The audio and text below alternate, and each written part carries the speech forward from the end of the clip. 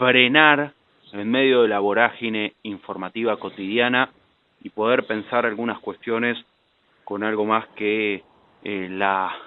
superficialidad de muchas veces el tratamiento cotidiano de un montón de temas y poder citar a un especialista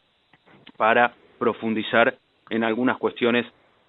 importantes, destacadas. Y es el caso de Carlos Gracián, que será el protagonista de una charla mañana en el marco del ciclo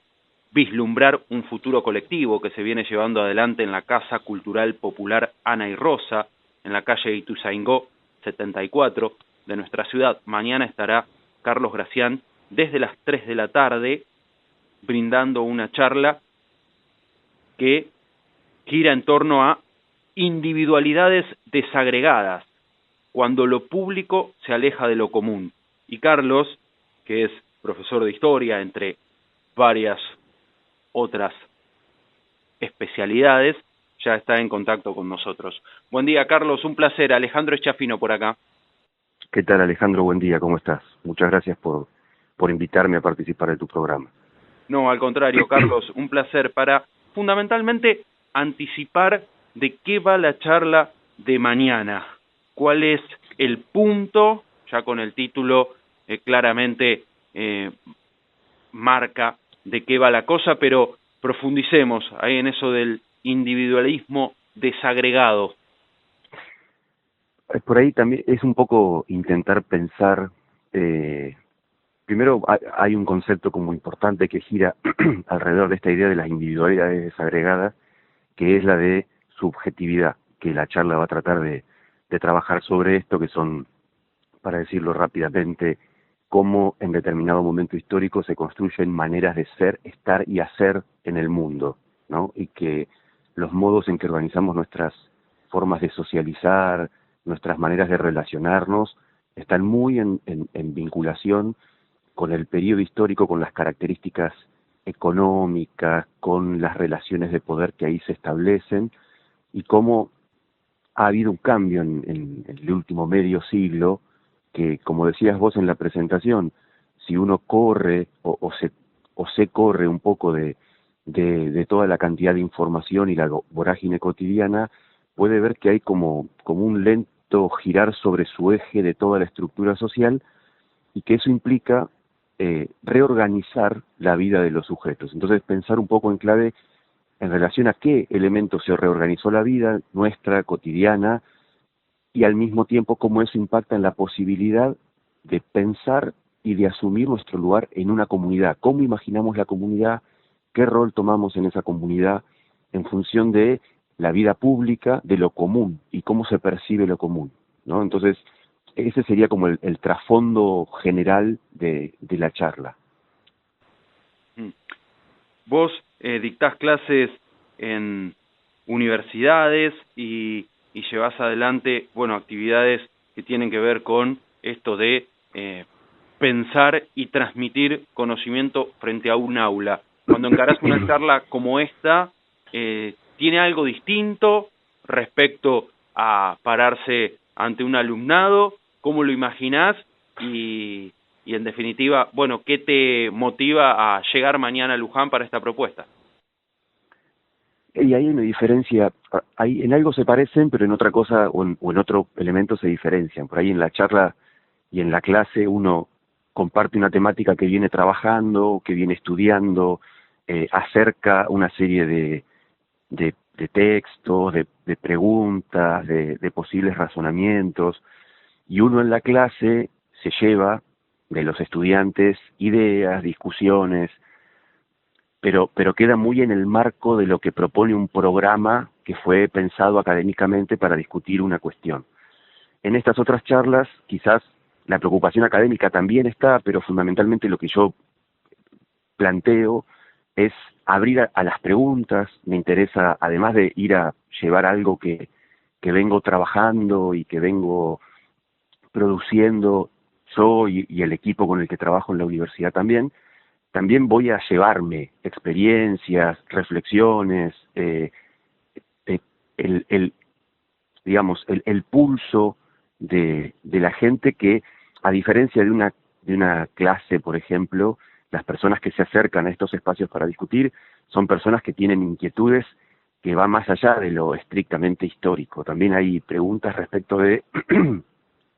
cómo llevar adelante una intervención en el sentido político, cómo pensar la manera de poder hacer algo más allá de leer un texto o hacerse preguntas. Entonces, ahí el intercambio se enriquece desde otro lugar. Entonces, me gusta, me motiva, me estimula mucho el participar de estos espacios porque me llevo mucho de esos espacios. Entonces, hay diferencias y también hay riquezas que me interesa mucho llevarme cuando participo de estos encuentros. Dentro de los temas que abordás y que trabajás, como señalabas, con tu equipo, bueno, el año pasado has publicado el libro titulado La fantasía neoliberal, conectividad, diversidad y libertad. ¿Hay relación entre precisamente esto de las individualidades desagregadas y la fantasía neoliberal? Y en parte la idea de ese libro trata de mostrar dos cosas, ¿no? ¿Cuáles son las características actuales, digamos, que esta sociedad nos propone como modo de existencia? Y en buena medida también, ¿cuáles fueron los procesos que condujeron a que eso se dé? Entonces, yo creo que un poco la charla va a estar orientada a trabajar 3 o 4 pilares que aparecen en el libro como aquello que permita después seguir pensándolo, ¿no? Pero el libro va a tener peso, digamos, en la charla porque en buena medida esos temas fundamentales que en el libro se intentan trabajar y que se intentan poner sobre la mesa como claves o como llaves para poder seguir pensando nuestra situación actual y para seguir pensando la vida en común y para al mismo tiempo proyectar la política, va a estar presente en la charla. Esto de pensar, bueno, que el neoliberalismo no es simplemente un conjunto de medidas económicas o de políticas públicas, sino que también fundamentalmente es una propuesta de existencia, una manera que se les propone a los sujetos, que se nos propone a todos los individuos para que organicemos nuestra vida en torno de ciertos ejes, ¿no? Entonces aparece la financiarización de nuestra vida cotidiana con el aumento del endeudamiento, aparece la digitalización como manera o como vehículo para socializar, pero a su vez también como posible vector a partir del cual poder proyectar la acumulación de algún dinero a partir de monetizar algunas de las cosas que nosotros hagamos. También aparece esta cuestión de la asociación directa entre el ocio y el espectáculo y esta idea de volver completamente pública nuestra vida privada. Entonces, todos esos elementos que están como que aparecen como características generales, el libro pretende articularlos para mostrarlo como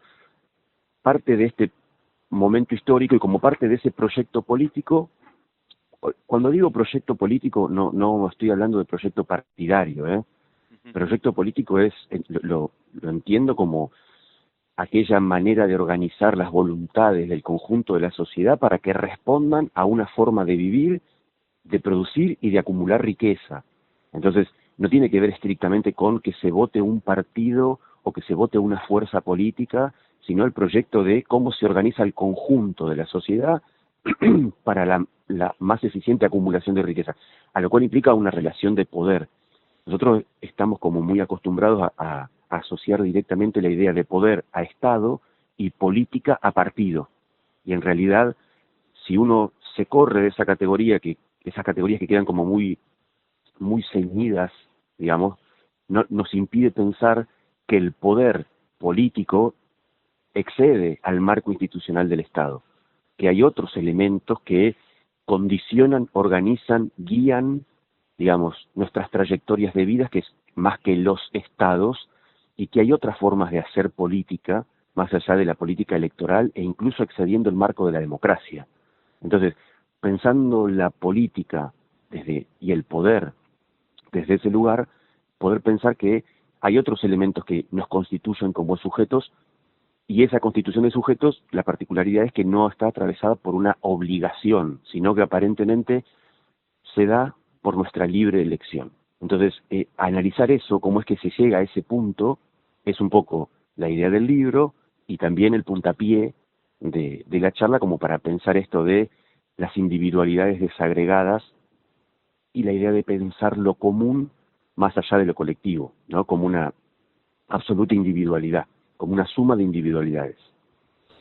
¿Qué es lo que más te preocupa si tuvieras que elegir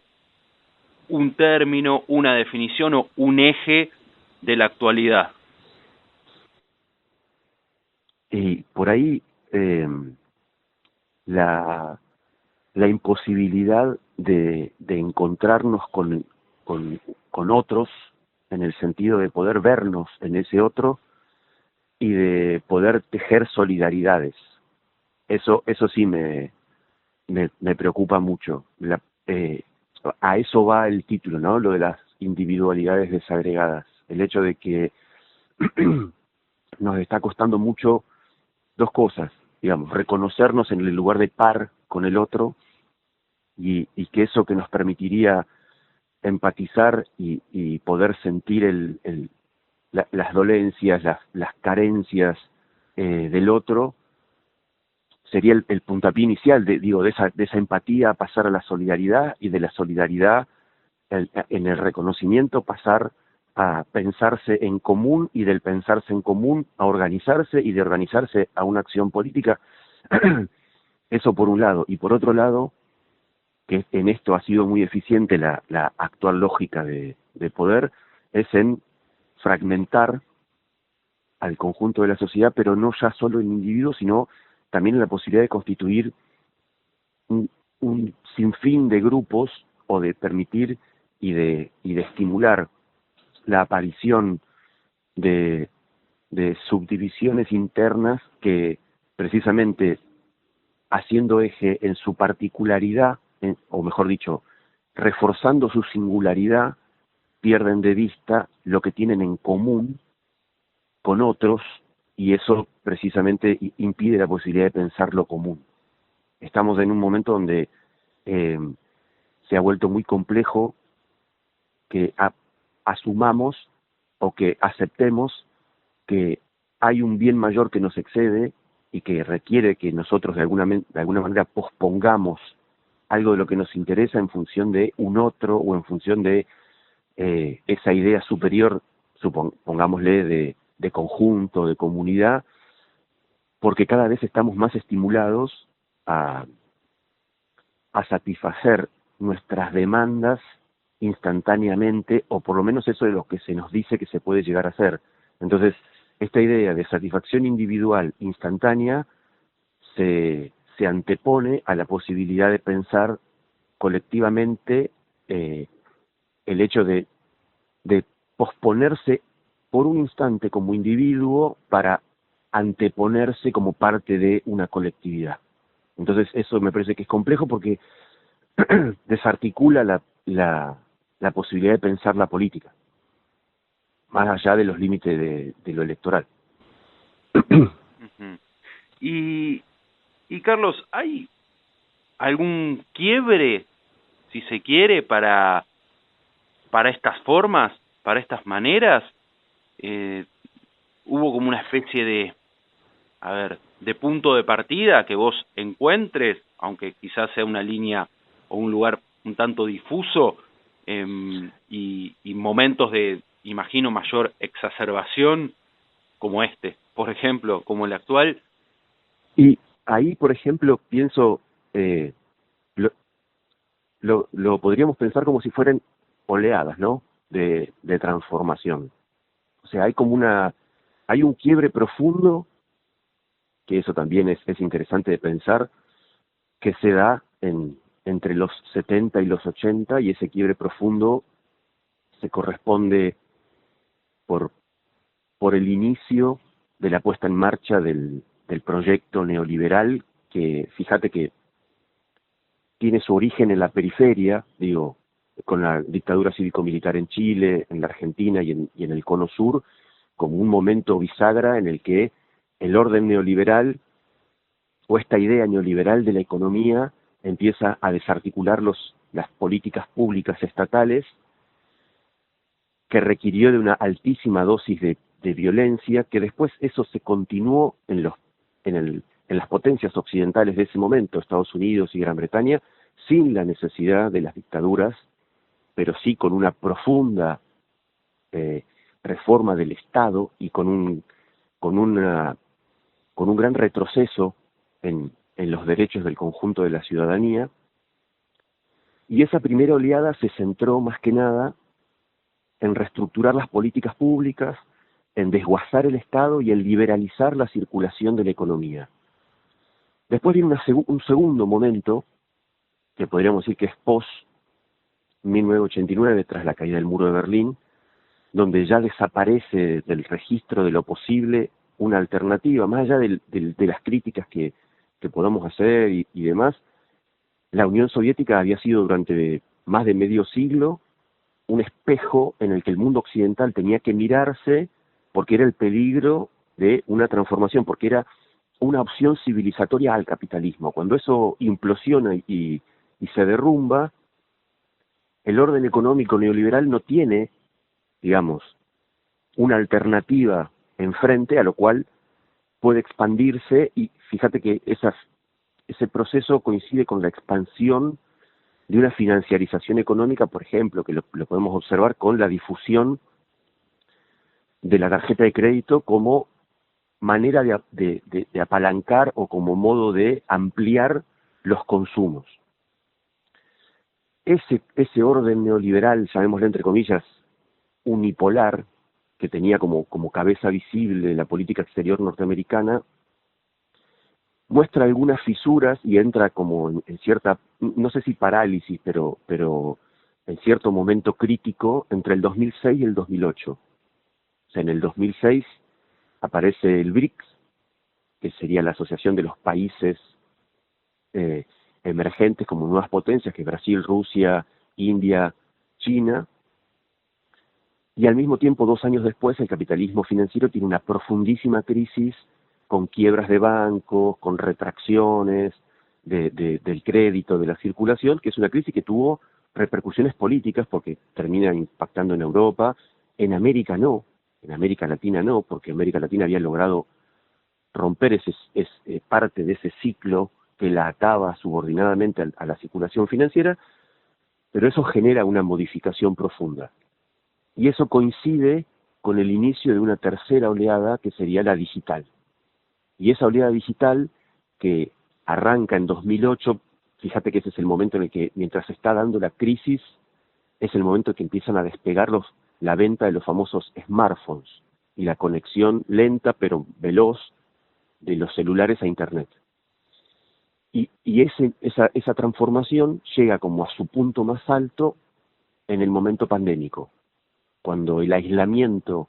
obligatorio por razones de salubridad hace que no solamente la conectividad, sino que un montón de funciones y de modos de interacción necesarios para la vida social, cultural, económica, educativa, se digitalizan. Entonces ahí aparece otro momento. Entonces hay como diferentes quiebres que algunos requirieron de la implicancia de la violencia, la desaparición forzada, la tortura, el robo de bebés, y después conduce hacia otras etapas, pero en todo ese proceso de quiebre lo que hay es una reconfiguración, no solo de la manera de acumular riqueza, sino de lo fundamental para poder sostener ese proceso, que es la reconfiguración de lo que el sujeto, el individuo, el ciudadano de a pie, asume como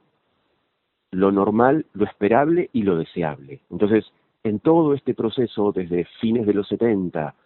hasta ahora, que es medio siglo, aparece esa reconfiguración como la trayectoria que nos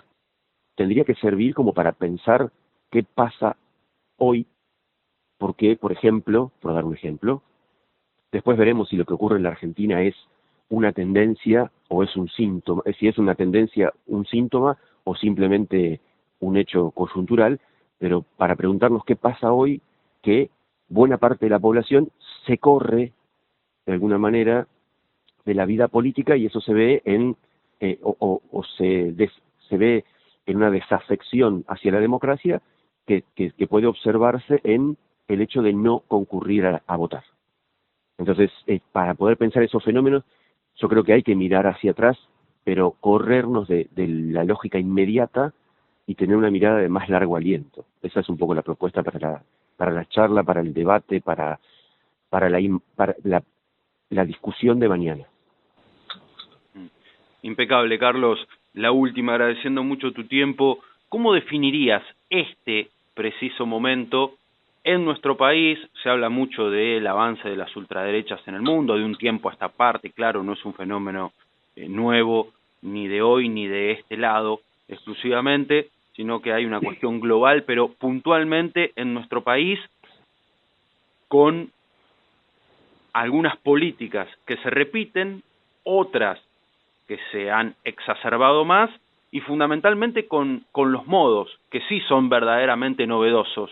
tanto del presidente, fundamentalmente del presidente Milei, como de quienes los rodean. Esos modos atípicos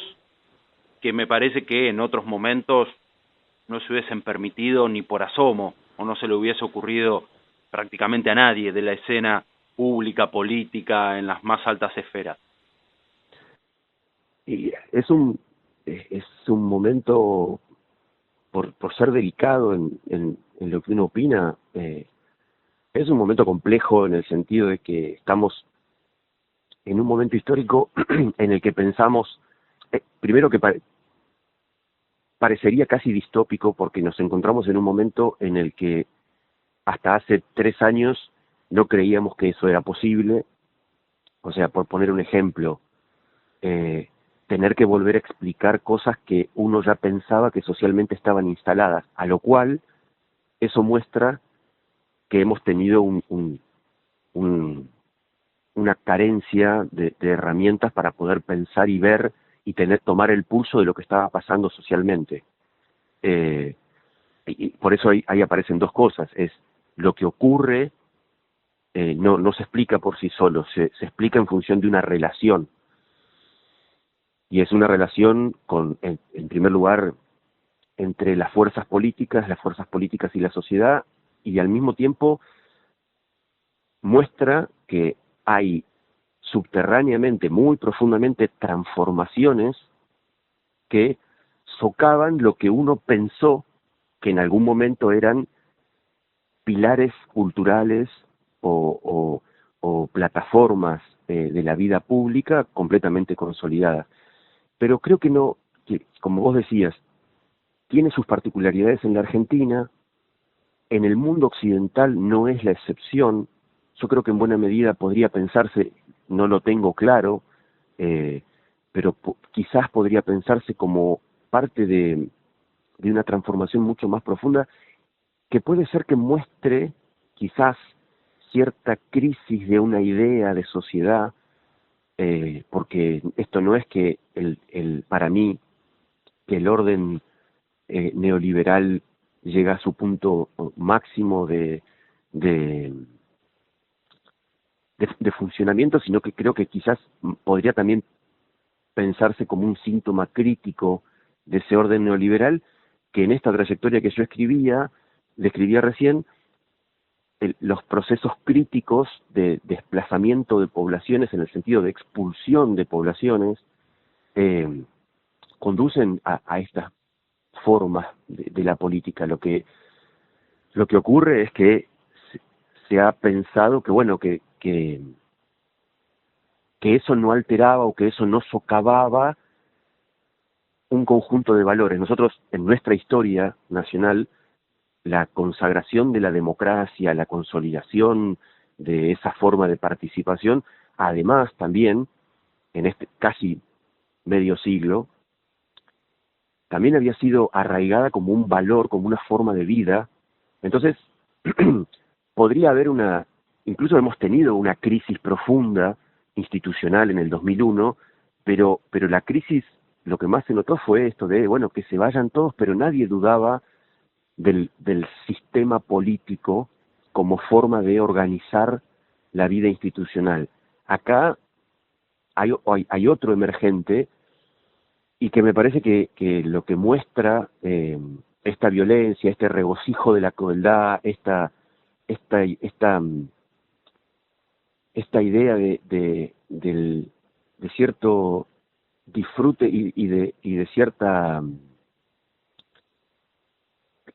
llamémosle, impunidad por el momento, en mucho tiene que ver con cómo la sociedad está percibiendo esa política, a esas formas de hacer política, y lo que la sociedad siente que puede hacer. Y también nos encontramos en un momento complejo porque un poco es el subtítulo de la charla de mañana respecto de qué pasa cuando una parte de la sociedad siente que no hay alternativa. Cuando digo no hay alternativa no hay alternativa eh, a una forma de existencia y lo único que queda es la adecuación, la adaptación hasta el límite. Entonces, si no hay alternativa y lo único que hay que hacer es adecuarse, bueno, el otro en realidad es mi competidor, no puedo establecer con él una posibilidad de pensarme en solidaridad, en empatía, porque es alguien que me va a sacar algo que supuestamente yo merezco o yo me voy a ganar. Entonces, ahí es donde se funda esta idea de las individualidades desagregadas y también esta idea de la naturalización no solo de la desarticulación de lo común, sino la naturalización de pensarse con la lógica de la crueldad. Pensemos en esto, se ha transfigurado tanto la idea de lo común que para una parte de la sociedad que está completamente al margen o completamente desamparada, los derechos se han vuelto privilegios. Entonces, ahí también hay otra cuestión que tenemos que repensar, el derecho. Es decir, si alguien va a interpelar a otra persona para decirle, bueno, tenemos que luchar por un conjunto de derechos, esa otra persona, desde el momento cero de su existencia, carece de esos derechos, por lo tanto, asume que lo que va a hacer es algo inútil. Entonces, por ahí, pensar desde ahí el hecho de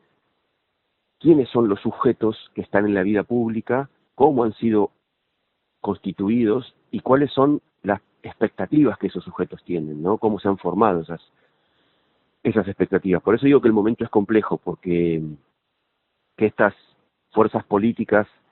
que son completamente anti-igualitarias, anti-solidarias, gobiernen, es también en parte un síntoma no solo de la desafección, del hecho de correrse de la política, asumiendo que la política no cambia nada, sino que al mismo tiempo es el hecho de decir, bueno, yo me las tengo que arreglar por mí mismo y no tengo nada que construir con un otro, me parece. Carlos, ha sido un placer. Te esperamos mañana desde las 3 de la tarde en la Casa Cultural Popular Ana y Rosa, ahí en la calle Ituzaingó 74, desde las 15 horas, para poder seguir profundizando en estas cuestiones y pensando en voz alta con seguramente ese intercambio que se dará con todos los presentes. Ha sido un placer. Muchísimas gracias a ustedes por la invitación, muy amables. Un gustazo. Carlos Gracián, con nosotros.